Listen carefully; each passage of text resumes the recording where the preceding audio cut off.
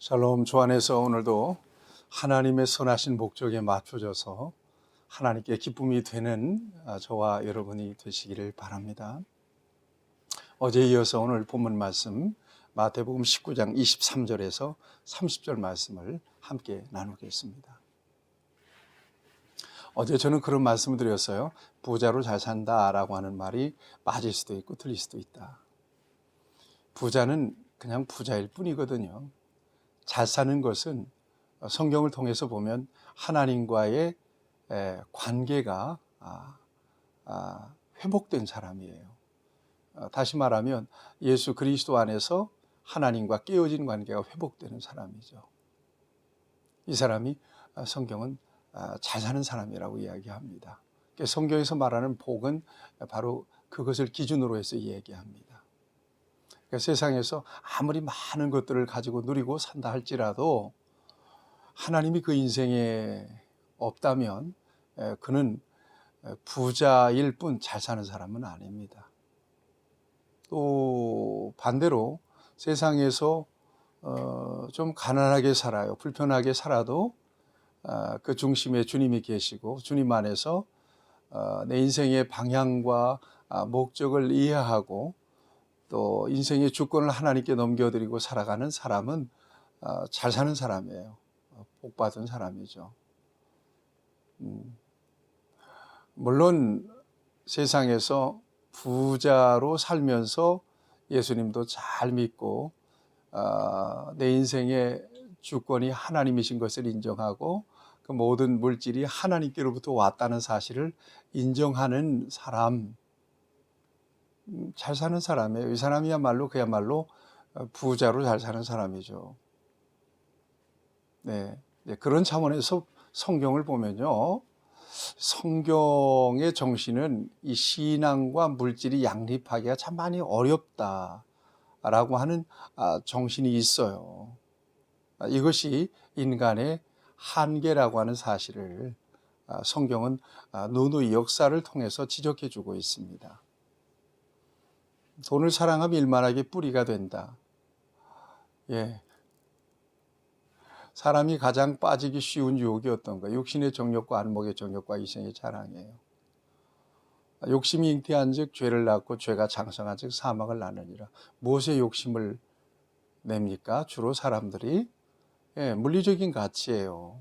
세속적인 가치거든요. 이것들이 하나님을 믿는 데 있어서 굉장한 도전을 주고 장애물이 될 수 있다는 얘기예요. 그래서 광야에서 이스라엘 백성들이 출애굽에서 광야를 지나서 이 모압 평지에서 이제 요단강 건너면 가나안 땅에 들어가잖아요. 모세가 신신당부한 게 어떤 거예요? 가나안 땅에 들어가면 젖과 꿀이 실제로 흐르고 거기서 잘 먹고 잘 사게 될 때 하나님을 잊지 않도록 하라는 거예요. 이거 신신당부합니다. 신명기의 주제입니다. 이게 여기까지 광야를 인도하신 분이 하나님이신 것을 잊지 말아라. 하나님은 물질을 얻게 하시는 분이다. 하나님은 부요하게 하실 수 있는 분이다. 하나님 잃어버리면 꽝이다. 이런 얘기를 해요. 역사적으로 보면 다윗이 언제 무너져요? 평안할 때 무너져요. 솔로몬이요. 언제 무너져요? 아주 번영을 누릴 때 무너져요. 그러고 보면 이 물질과 신앙이 같이 이렇게 선다는 것은 굉장히 많이 어렵더라. 여러분 신약에 넘어오더라도 예수님께서 하신 비유의 말씀 가운데 어리석은 부자의 이야기 기억나시죠? 부자와 나사로. 그 다음에 오늘 본문에 이 어리석은 부자 청년이에요. 다 어떤 공통점이 있어요? 물질이에요. 물질이 신앙을 넘어서지 못하더라는 거예요. 물질을 초월하지 못하더라는 것입니다. 하나님과 물질을 겸하여서 섬길 수 없더라는 거예요. 그런 차원에서 여러분 이 맘모니즘이라고 하는 것은 대단히 위력이 엄청납니다. 맘모나스라고 하는 말은 헬라어로 재물이라는 말이죠. 맘몬이라고 하는 말은 아람어로 신뢰한다는 말이에요. 맘모니즘이라고 하는 말은 합하면 재물을 신뢰하는 거예요. 배금주의. 어떻게 신뢰하냐? 하나님처럼 신뢰한다는 거예요. 여러분, 오늘날 현대인들에게 경계해야 될 게 바로 이런 것들이에요. 저와 여러분들. 물질 많이 가지셨나요? 그 사명으로 아셔야 돼요. 그 물질 허투루 빠져나가기 전에 붙잡아서 하나님의 영광을 위해서 쓰셔야 되는 게 맞는 거예요. 남보다 더 많이 배우셨으면 그 사명이에요. 또 남보다 높은 위치에 있다면 그건 사명이란 얘기예요. 인생을 사명으로 알고 소명을 의식을 가지고 살아가는 사람이 진정으로 복 있는 사람이에요. 그리고 중요한 건 종말론적으로 사는 거죠. 언제까지 여러분들의 생명이 지켜져요? 재물이 언제까지 지켜질 것 같아요? 권세는요? 여러분들의 인생의 끝이 온단 말이에요. 그때 저와 여러분들이 최종적으로 붙잡을 수 있는 것, 마지막으로 남은 건 어떤 거예요? 돈이에요? 권력이에요? 친구예요? 가족이에요? 아무것도 남질 않아요. 네. 마지막으로 우리가 붙들 수 있는 것, 영원히 붙들 수 있는 것을 붙잡고 거기에 가치의 우선순위를 두고 살아가는 거 너무나 중요한 일이죠. 저와 여러분들에게 하나님께서 지혜와 명철을 주시기를 바랍니다. 분별력도 주시기를 바랍니다. 빠지지 마세요. 가장 소중한 것은 영적 가치예요. 다시 말하면 예수님 안에서 저와 여러분들의 확실한 인생의 주권을 인정하고 하나님께 인생의 주권을 넘겨드리고 살아가는 거 중요합니다. 그런 차원에서 어제 그 부자 청년을 통해서 주님이 굉장히 안타까운 마음이 있으셨던 것 같습니다. 이 사람 어제 봤습니다만 부자요? 청년이라 그랬어요? 거기에다 누가복음에 의하면 관원이래요. 게다가 종교적으로는 어릴 때부터 율법을 다 지켰을 만큼 온전한 사람이에요. 세상에 당시 유대 사회에서 이 정도의 엄청난 특권을 누리고 사는 사람, 이 정도의 지위와 성공을 거둔 사람이 얼마나 되겠어요? 젊은 나이에 출세한 사람이, 젊은 나이에 성공한 사람이죠. 그런데 우리 예수님께서 네가 가지고 있는 재물을 가난한 사람에게 나눠주고 그리고 너는 나를 따르라 라고 하는 이 요구에 이 사람이 재물이 많음으로 근심하며 가니라 그랬거든요. 이 젊은 사람이 예수님께 왜 왔어요? 영생의 문제 때문에 왔어요. 그리고 예수님과 그 정도로 긴 시간 개인적으로 이야기를 나눈 사람도 별로 없습니다. 그런 차원에서 성경에서 가장 안타까운 사람이 있다면 바로 이 사람이 아닐까 하는 생각이 들어요. 영생을 받을 뻔했던 사람. 그러나 영생을 놓쳐버리고 말아요. 뭐 때문에 그래요? 재물 때문에. 그 사람이 돌아가고 난 뒤에 예수님께서 주신 말씀이 오늘 본문 말씀이에요. 뭐라고 말씀하세요? 예수께서 제자들에게 이르시되 내가 진실로 진실로 너희에게 이르노니 부자는 천국에 들어가기가 어려우니라. 여러분 이 말씀 잘 보셔야 돼요. 부자는 천국에 들어가지 못하느니라. 이렇게 말씀한 게 아니고 어렵다라고 말씀하세요. 어렵다. 그만큼 물질이 이 신앙에 있어서 얼마나 엄청난 장애물이 되고 도전이 되는지, 그리고 인간이 얼마나 그 물질의 도전 앞에서 무력한지를 예수님께서 이렇게 보여주고 말씀해주고 계시는 것입니다. 어느 정도 어렵냐? 다시 너희에게 말하노니, 다시 강조합니다. 상당히 안타깝고 아쉬웠던 것 같아요. 예수님께서 그 젊은 청년에 대해서 말하노니 낙타가 바늘귀로 들어가는 것이 부자가 하늘나라에 들어가는 것보다 쉬우니라 하시니. 낙타가 바늘귀로 들어 상상할 수가 없는 일이죠. 불가능한 일이에요. 그 정도로 어렵다는 거예요. 부자로 살면서 신실한 믿음을 지켜내는 거 참 어려운 일이라는 것입니다. 여러분, 부자가 겸손하기 어렵고요. 부자가 정말 눈물로 하나님 앞에 인생의 주권을 맡기고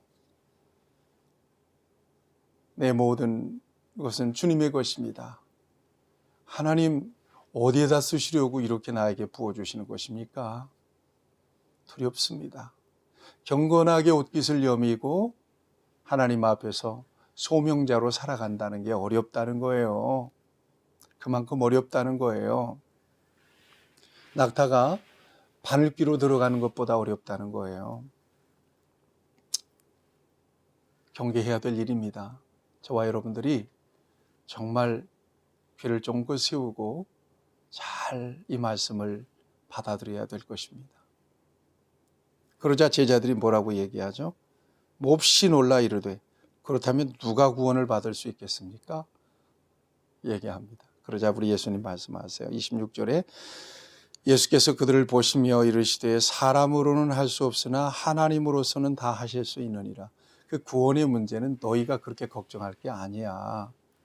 하나님이 하시는 거야. 하나님이 하신다면 구원하셔.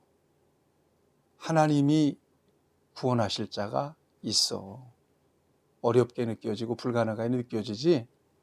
그러나 하나님이 하시면 하실 수 있는 거야. 구원의 문제에 관련해서는 전적으로 하나님의 주권사항 아니겠어요? 이걸 말씀하고 계시는 것입니다. 그러자 베드로가 이야기합니다. 27절을 보면 이에 베드로가 대답하여 이르되 보소서 우리가 모든 것을 버리고 주를 따라 싸운데 그런즉 우리가 무엇을 얻으리이까? 우리는 다 버리고 주님 따라갔으니까 우리에게 어떤 것들이 주어질까요? 네. 상황이 딱 맞는 베드로다운 질문입니다. 그러자 우리 예수님께서 28절에서 말씀하십니다. 예수께서 이르시되 내가 진실로 너에게 이르노니 세상이 새롭게 되어 인자가 자기 영광의 보좌에 앉을 때에 나를 따르는 너희도 12보좌에 앉아 이스라엘 12지파를 심판하리라. 또 내 이름을 위하여 집이나 형제나 자매나 부모나 자식이나 전토를 벌인 자마다 여러 배를 받고 또 영생을 상속하리라. 그러나 먼저 된 자로서 나중되고 나중된 자로서 먼저 될 자가 많으리라. 여러분, 이게 무슨 얘기예요? 하나님의 영광을 위하여, 의를 위하여, 진리를 위하여, 복음을 위하여 믿음 때문에 하나님 앞에 헌신하고 충성하고 또 목숨을 버릴 수 있는 사람 반드시 하나님이 보상해 주신다는 것입니다.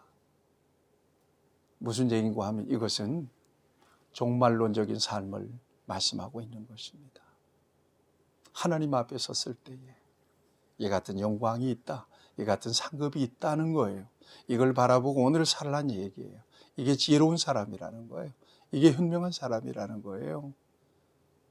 세상에서 누릴 거 다 누렸어요. 하나님 앞에 섰는데 내가 너를 모르겠다. 이거 공포스러운 일입니다. 이거. 그때가 언제일까요? 몰라요. 언제가 될지. 그러니까 오늘 내가 어떤 자리에 있든지 부하든 가난하든 하나님 앞에 서는 순간에 내 인생이 어떻게 하나님 앞에 나타날 것인가? 하나님 앞에 내 모습이 어떻게 나타날 것인가? 이것을 생각하고 오늘을 살라는 거예요. 이게 종말론적인 삶이죠. 여러분 부자 되세요. 그리고 잘 사세요. 부자로 잘 사세요. 부자로 잘 사는 것은 그 모든 물질, 건강, 생명까지도 하나님께로부터 왔다는 사실을 인정하고 하나님의 목적에 맞춰서 살아가는 것, 이게 부자로 잘 사는 거예요. 기왕이면 부자로 잘 살기를 바랍니다. 그래서 하나님의 영광을 위해서, 주를 위해서 하나님이 기회를 주셨을 때 귀하게 쓰임 받다가 하나님 앞에 설 수 있게 되기를 축복합니다. 여러분에게 오늘도 은혜와 평강과 축복이 넘치기를 바랍니다. 기도합시다. 좋으신 아버지 하나님, 하나님 모든 것이 다 하나님의 것이며 하나님께서 우리에게 지금 허락해 주신 것들로 인하여 얼마나 감사하고 삽니까? 얼마나 자족하고 살아가고 있습니까? 하나님, 우리의 신앙과 하나님조차도 세상에서의 삶의 수단으로나 삶의 목적으로 여기지 않도록 하나님께서 은혜를 부어주셔서 온전하게 하나님께 기쁨이 되는 그 같은 삶을 오늘도 누리게 도와 주시옵소서. 예수님의 이름으로 기도하옵나이다. 아멘. 여러분 평안하세요.